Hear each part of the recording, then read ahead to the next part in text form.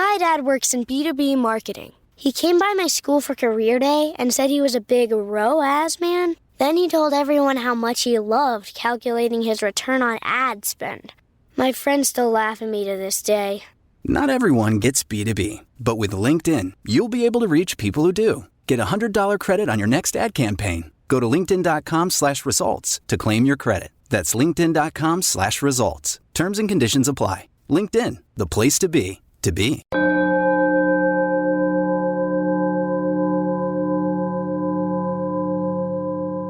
About you. I've been in the business for 100 million years as an engineer, blah, blah, blah. But I work for a university as a police dispatcher, and you get to go to school for free. So years ago, I'm working on my third degree now, my master's. I've just been taking courses and getting degrees in stuff that I knew nothing about. So I went down this rabbit hole years ago. Yeah. Yeah, so I went down this religion rabbit hole years ago. I was like, you know what? I grew up, Christian, whatever, and kind of separated from most of that. But I hadn't really thought about religion. So I decided to take courses on religion, and it led to, a master's. Actually, I'm starting to put a syllabus together to teach a class at the university on metal and religion because it's so interesting. That's awesome. Yeah. So it led me down this real rabbit hole. I've done a couple films on like Christianity and heavy metal Christian bands. And then for my thesis, I did one on metal and religion where I started talking to people of every religion and how it relates to, the metal scene and blah, blah, blah. And then we got to talking, and the show's doing pretty decent now. And we got to talking about maybe doing like a bi-monthly let's chat with somebody into the religious thing, whatever that may be, or the spiritual thing, not any pigeonhole, definitely not in any kind of negative way. This is just to chat and get somebody else's view on. So when I did a little deep dive, I came across you guys, and I didn't know too much about it, but I figured we could start here. Sure, yeah, sounds good to me. Does that make sense? Oh, yeah, definitely. So we've got like 30 minutes or whatever this Zoom runs out to be, and again, feel free to say whatever. If I say something you don't like, that's fine too. But be sure that none of it was meant to be derogatory at all, because I'm just learning. Oh no, I'm sure, man. I'm not worried about any of that. Don't worry. I'm not easily offended. I'm gonna pick their faith apart. Now I'm not at all. I'm just genuinely curious how it falls into. Well, how you see it through a metal lens. I guess that's how I do everything I do, is through this weird heavy metal lens.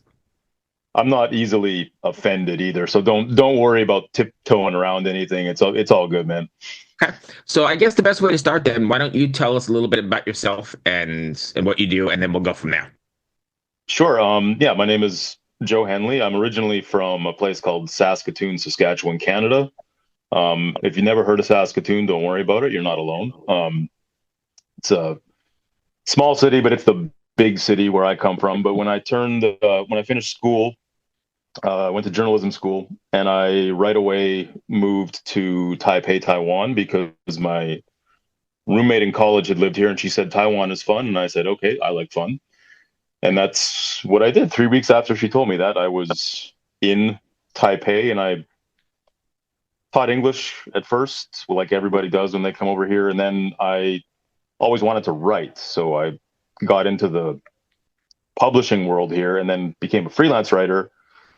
And somewhere along the way, I also started playing in metal bands here. I joined my first death metal band, and my first band ever, by the way, when I came here, and that was 2006. Wow. So the first time I ever stepped on a stage was not back home in Canada. It was here in Taipei. So that's the first 20-something years of my life in a nutshell. And yeah, the whole Dharma thing came about much later. But yeah, I've been off and on involved in the metal scene out here in Taiwan for almost 20 years already. So let's just take a quick little sidestep. What's the metal scene like over there? Is it pretty big? It's like most places, like it's not big, it's not small, but it's got its good collection of lifers. Like a lot of the people that I started playing with in bands 20 years ago are still going. And some guys, they they drop out for various reasons. They start getting married, having kids, and that becomes the main focus, as well it should be. But there's enough guys who keep going, and they keep promoting shows, they keep playing in bands, and then there's enough younger kids that come up and start bands of their own too, that keep it fresh. The fresh blood keeps coming in. So I mean, it's really good, actually. There's quite a few venues in the major cities in Taiwan that'll book metal shows. There's quite a few bands, young bands coming up, and enough of us old heads hanging around and still doing pretty well. So it's solid. I always tell people, like, you got to come check it out, because it's sort of getting on the map now as far as the Asian touring scene, which only started after I first came out here, 2005, 2006. Like the first foreign bands were just starting to come here then, but now it's very much cemented as a destination. Oh, that's kind of cool. Yeah. So the fans are good, and then there's some support. Yeah, I mean, it's again, it's like a lot of places, it's hit and miss. The big things are always the more mainstream acts, your metalcore, your deathcore. Those will draw big. If you're pure death metal, more underground, more cults, that sort of thing. If you're the promoter, you're taking a risk still, but fortunately as well, we've got our promoters here that are willing to kind of roll the dice here and there and bring in, earlier this year, my band, we got to play with Suffocation, and it turned out we got a few hundred people out, which is great for Taipei. That means the promoter doesn't lose money. Maybe he can bring back the next death metal band. He doesn't have to book a metalcore or a deathcore show or something. Not that there's anything wrong with that. Right. No, I get it. Yeah. It's but no, it's solid. It's a solid scene for sure. Okay. So let's just jump in then. What inspired you guys in Dharma to merge Buddhist teachings with death metal, and how did the personal backgrounds of the band influence this fusion?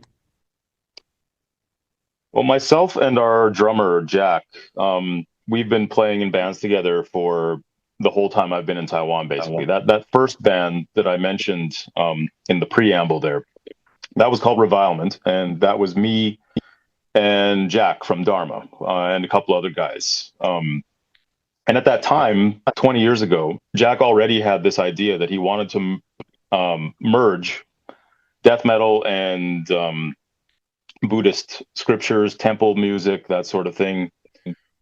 And the other two guys in the band were not sold at all on that idea. They wanted to go the more brutal death, Cannibal Corpse type of thing. We were covering Cannibal Corpse, we were covering Obituary, that kind of thing.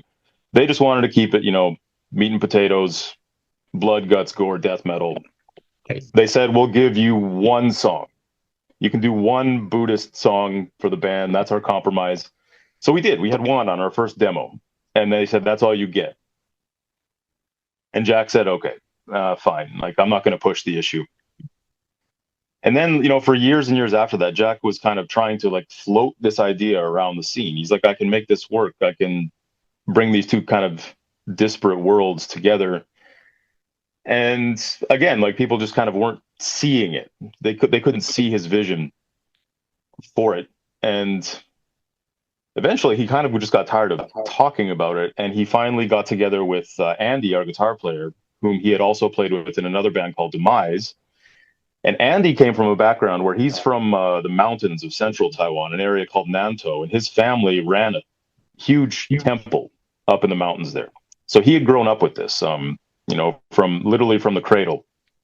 He was around the Buddhist and the Taoist teachings, the scriptures, the music. So for him, it was very natural, because he was also one of about the 4 metalheads from this part of Taiwan, Nantou.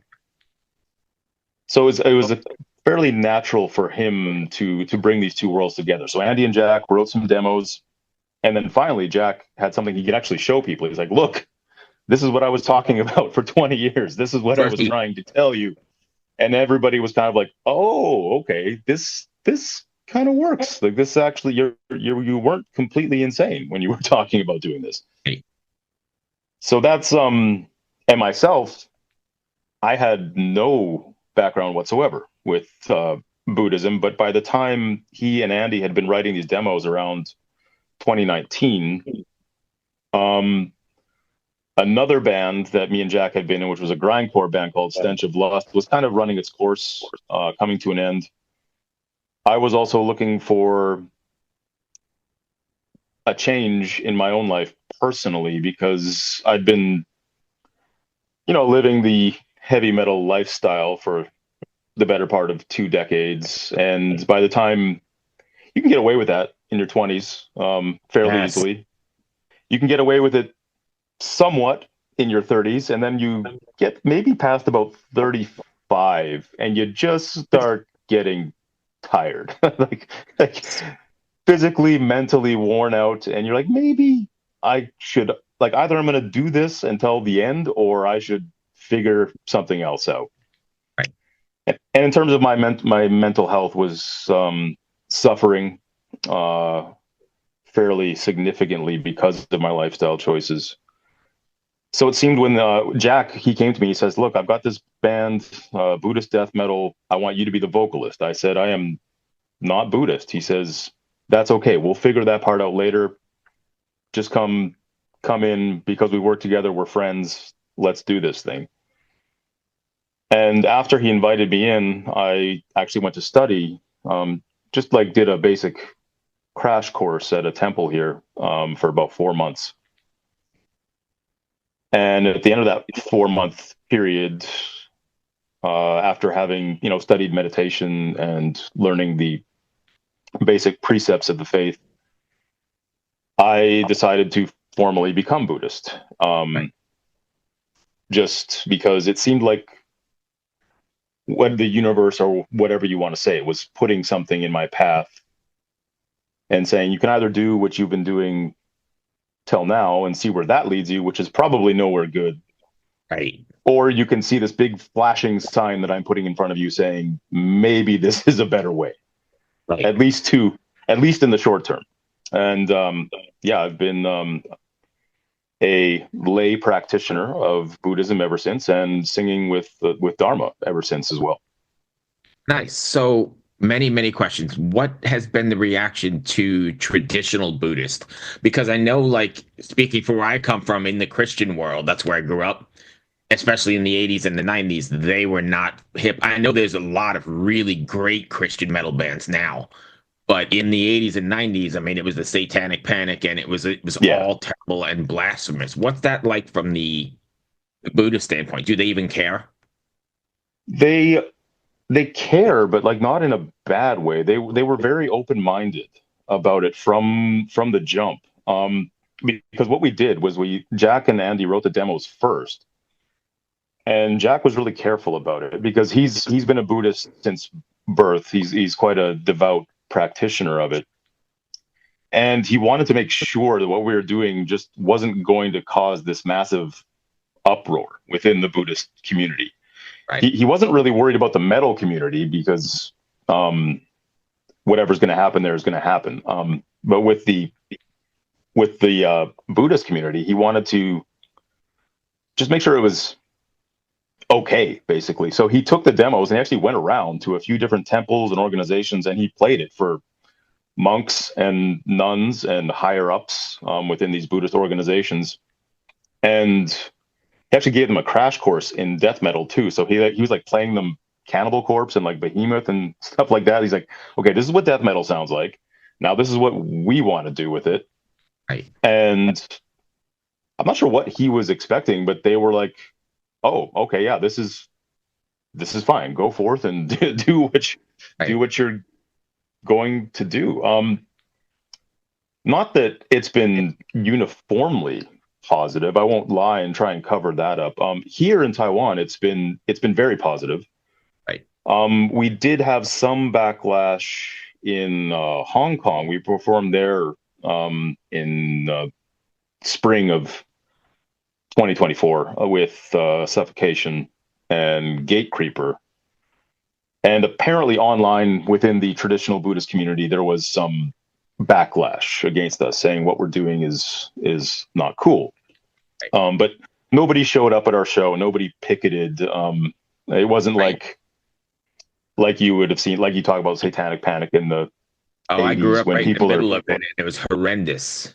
When people, showing up and actually picketing shows and saying, like, you're all going to hell, you're all going to burn. None of that. It was all online. I actually went to a church that I grew up in. They used to do, I don't know, once every 6 months or something, bring your records for a bonfire and just burn them all. Yeah. Like, thankfully, we've experienced none of that. It's all been very open-minded. Even people who are Buddhist, but not necessarily like into what we do, they just say, yeah, like I don't really get what you're doing, but I'm not against it. I'm not mad at it. So it's been nice in that way. What not about that we the can't handle, yeah. The metalheads. What about the metalheads? The metalheads in Taiwan also very open-minded about it, and very supportive. From the first show we ever played here, was with Marduk, actually. Satanic black metal that was our very first show, was opening for them. Sweden, I think. Yeah, Swedish, yeah. Swedish black metal. Very serious, very grim. Marduk were not that happy about playing with us, but the fans were happy, because they were curious. They had started to hear rumblings about what we were doing, because we had these demos. We were kind of passing them around here and there, getting people to listen to them. But this was the first time they actually saw the live product with Master Song, the Buddhist nun that we first started playing with, on stage with us, actual Buddhist master teacher, doing backup vocals and some leads and some instrumentation as well. And they were quite, I would say, impressed with what we did, and I think it was interesting for them to finally see it in the flesh, and to see that we could actually make it work. And from there, word spread fairly quickly throughout the Taiwan underground, and then it started spreading elsewhere as well. Is there ever any thought in how you reconcile brutal death metal we're talking about, so like Cannibal Corpse, with, and I'm not a Buddhist, so don't take this the wrong way, with the message of peace and love and gratitude? Yeah, there is always that question. I think if we're not asking that question, or if you, the listener, are not asking that question, you should be, honestly, because it's a very natural way for the mind to go if you know anything about Buddhism. There are concepts within Buddhism that help us to reconcile this seeming gap between these two different cultures. The way that we present ourselves on stage is akin to something called the wrathful deities of Buddhist lore, which is essentially Buddhas and Bodhisattvas transforming themselves into a kind of like evil incarnate, so that they themselves may combat other evil forces within the spiritual realm. So there is that aspect of it that does have violence, brutality, if you will. There is a metal element to the Buddhist faith, if you will. So it's actually not entirely removed from one another. Now, as far as from a personal level, yes, I am a Buddhist, but I was a raging, angry metalhead for a lot longer than I've been a Buddhist. And that part of me is not dead. He did not go anywhere. He is still right here, front and center of most of my daily thoughts, interactions, and values. I think once that gets into your DNA, though, even as a kid, right, you put that first record on and you're in lifelong. There's no way out of that. It's like Rob Zombie said. He's like, I never met the kid that was into Slayer that one summer. You know what I mean? Like it was, That's perfect. Yes. Right. you It's a know, like lifelong journey. you only meet the guy that has Slayer carved into his arm. And I don't have Slayer carved into my arm, but it's, You're there. I'm with you. indelible. Right. Right. So in terms of, I'm still like up on stage. There you go. Can you see that? It's cutting in and out, but yes, I know what you've got. I know what you've got there. My copy is not far away behind me either. Hey everyone, this is Tuck from Fit for a King, an off-road minivan. Every week I bring you fun interviews alongside your favorite metalcore entertainers with my new podcast, Get Tucked. Join me every Monday with bands like Counterparts, Crystal Lake, like Moths to Flames, and many more. We play unsigned and undiscovered bands, deep dive into each artist's history, and of course provide the greatest breakdowns in current metalcore. Tune in to Get Tucked every Monday, out now through Sound Talent Media. But it's interesting because I'll be up on stage, and I'm a metal frontman, so like I'm gonna say bad words, like supposed bad words, which to me I don't care about that. Like it doesn't offend me, but I'm like, oh wait, like I'm up here representing Buddhism. Maybe I should dial that back, maybe. And I have a nun 10 feet away from me right there. And she's very understanding as well. And very open-minded about this whole thing that we do, thankfully. So she forgives me my occasional curse words up on the stage, but it's an ongoing process reconciling these two things. It probably always will be for me for as long as I'm doing this band. Okay. So do you feel extra pressure? Like, I know I've talked to some Christian bands, and I'm going to refer to Christian because that's what I grew up in, but I've talked to Christian bands in the past who feel an extra sort of microscope on their playing and their songwriting and their production because people are trying to take away from what they're doing, right? It's automatically discredited because it's sort of religious, even if it's the best. So do you feel you have to impress people even more? Does that make sense? That makes sense, yeah. Like personally, I don't think we felt that pressure because I think it would be different if we were coming out of the West. Like if we were coming out of the States or Canada or Europe or Australia. It might be different where we would feel that pressure. Like where if you're a Christian band like Mortification or something, that's one of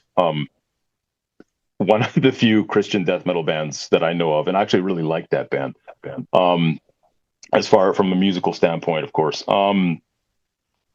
And I think we would feel much more pressure, but because we came out of Taiwan, where people were kind of just not treating us that differently from any other band. Like obviously we did have something different about ourselves and that set us apart, but they weren't judging us more harshly because of that. If anything, they were even more welcoming or understanding. And also thankfully, like all the people that are in the band have been in other bands for the better part of 2 decades. So it's not like a bunch of, fresh young kids just coming up and picking up instruments for the first time. So they're seasoned songwriters, seasoned players, seasoned performers. So we don't really feel that extra pressure. I don't think. I do feel it now that we've started playing out and touring a little bit. I felt it. We went to Australia a couple of months ago, and I was feeling it there for sure.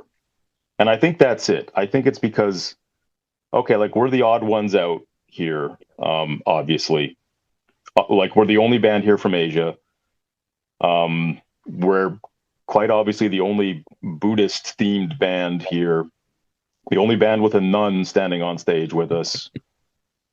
So I did feel a little bit of extra pressure to kind of, if we're going to stand up here with these world-class acts, we're going to have to bring it a little bit harder if we can, just to prove that we belong.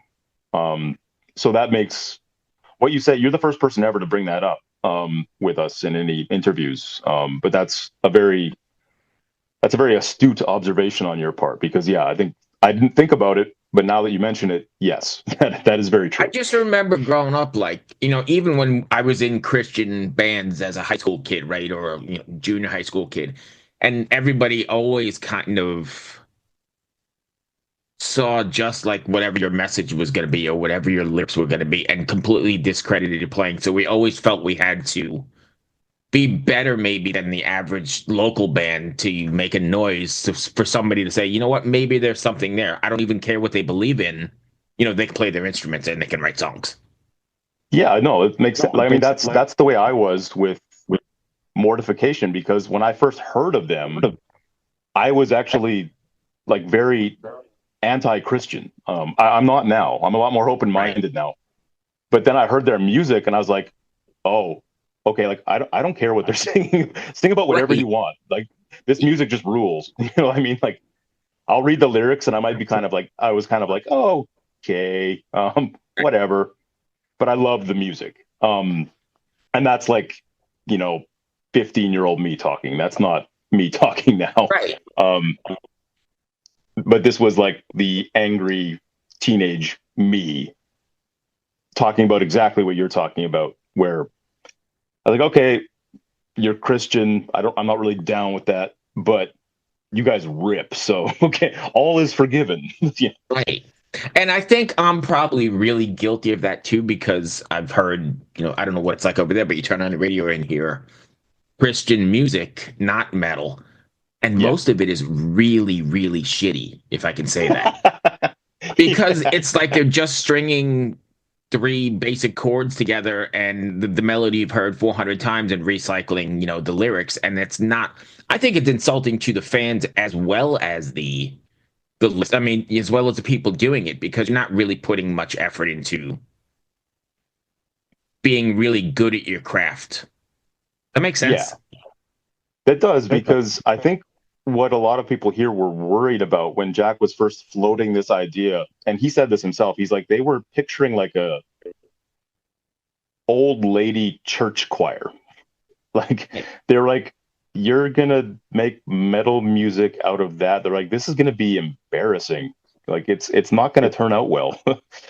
No, but I think if it's done right and you put the time into it, and you're not pulling it off as some gimmick, and it's from the heart, and I think people notice. And I think people notice in the metal world too, because you might get somebody who's like, it's a Buddhist band, or it's a Christian band, but eventually it's all about the riff, right? And we're all of this big community, and really the riff, like you just said with Mortification, is what drew you in, and then you're like, sing about whatever. I love that breakdown, or I love that riff, or it makes me feel something. Yeah.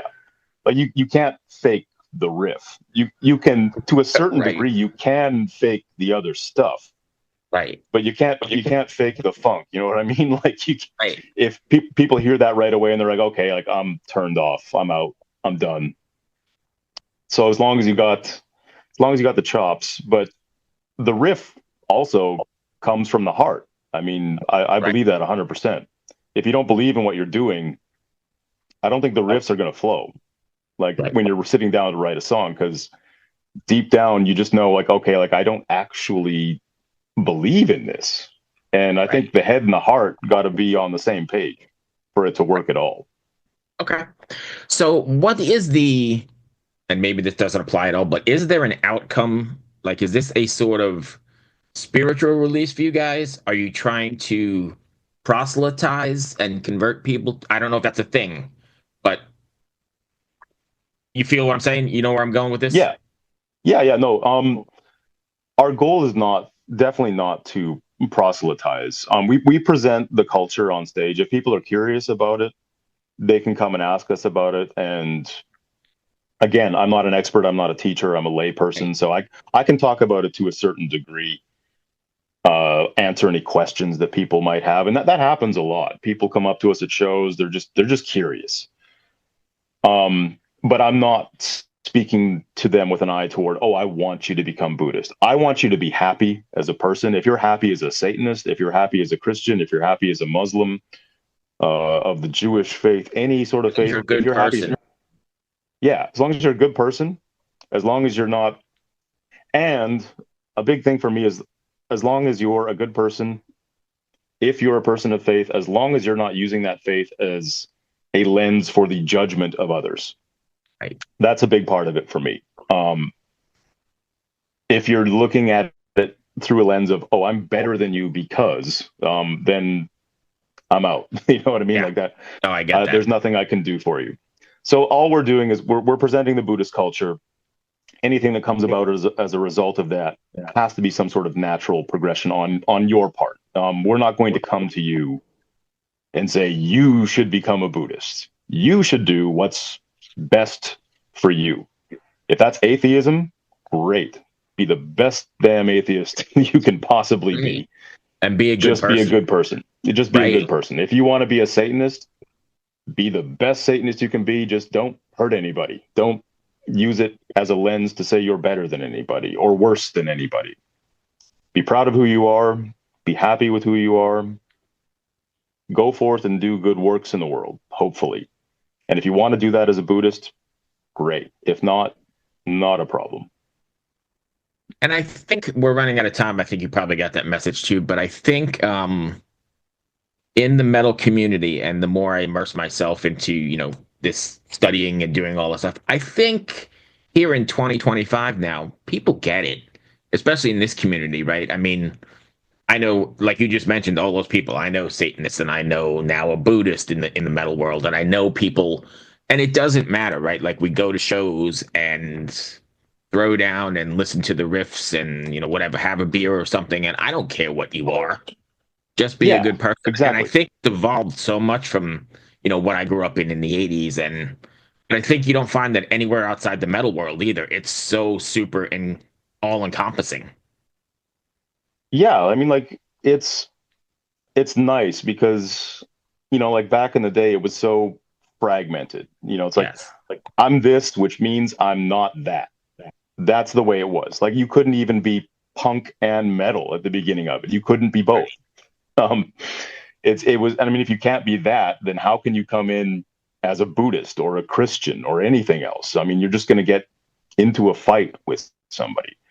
It's progressed, thankfully, to a level where that's not really a thing anymore. It's not perfect. It's not paradise. There's still, the metal world still has its share of problematic figures who I would hope, and I do believe they are very much within the minority. Just in my own personal experience.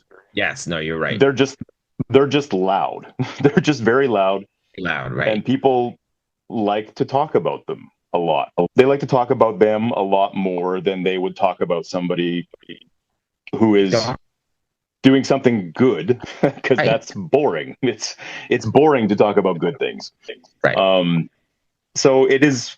Thankfully, I think you're right. I think it's a lot more open-minded now. It's a lot more inclusive, and I hope a band like ours can just be a part of that, where anybody from any background, any faith, people from all races, all colors, all creeds can come out and just know that this is a place for you as much as it's a place for anybody else. Right. And it's safe. And it's safe. Because if I see anybody who's messing with you because of your race or your faith or your color or your creed, I'm going to put a stop to it, in whatever way that I can. Right. In a peaceful way, but in a forceful and that brings me back to the community thing, because I've seen that and I've talked to people like that's a big thing, even not in religion. Like somebody's bothering a woman in the crowd, or somebody's bothering whatever different race. It gets stopped pretty quickly. And I know, like you said, there are pockets in places, but the majority of us are like that. I think it's sort of like a written code. I think it's becoming more so these days too, because of the internet, because people, I mean, because bad behavior is rooted out. It's by the community. Also because people know that everybody is walking around with a video camera in their pocket, and that's you will be exposed if you are a dirtbag who's going to shows. and doing things, that are racist or sexist, people are going to know your name in 5 minutes. Yep. They're going to know where you work. They're going to know where you live. So just act right, stop. And I mean, just for your own benefit, just don't be an ignorant, don't just stop. Don't bring that into our community. Just educate yourself in whatever way you need to stop doing that. All right. So we got 4.5 minutes left. I want to save a minute just to close, but if you can answer this in 3 minutes, give me your best answer. Is there something you want your fans to walk away from after listening to a Dharma record, showing up at a Dharma show, whatever, after taking you in? That's actually pretty simple. I mean, and we've had this happen quite a bit at our shows. We've had people come up to us unbidden and just say they feel a lot more peaceful after they hear our music. And it's interesting for us because, they're not, it's often people who are not Buddhists. Obviously they don't speak Sanskrit, which our songs are in, or Chinese, which our songs are in. But somehow that message of peace or that feeling of peace still permeates. And it transcends culture. It transcends language. And I mean, that's just what that's what punk and metal music did for me, period. Like I went to a show and I felt better afterwards. I felt peaceful. I felt, it was a cathartic experience. It was. My editor gets so mad at me because I send him all these videos to edit for me. And I use that word so much in we even putting like a little bell up in the top where every time I say the word cathartic, it goes off and, I owe him a quarter or something. Yes, I 100% agree. I should get my thesaurus out and find a better word. I use it a lot too. Just use it a ton.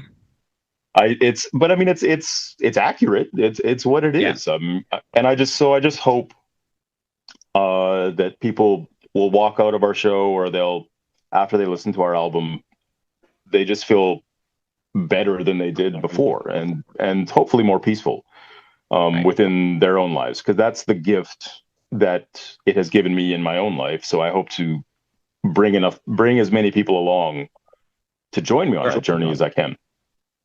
Awesome. I hope that wasn't too bad there, Joe. No, not at all. Not at all.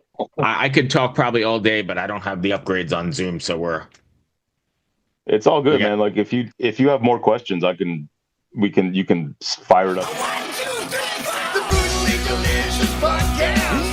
The Brutally Delicious Podcast. The Brutally Delicious Podcast. The Brutally Delicious Podcast.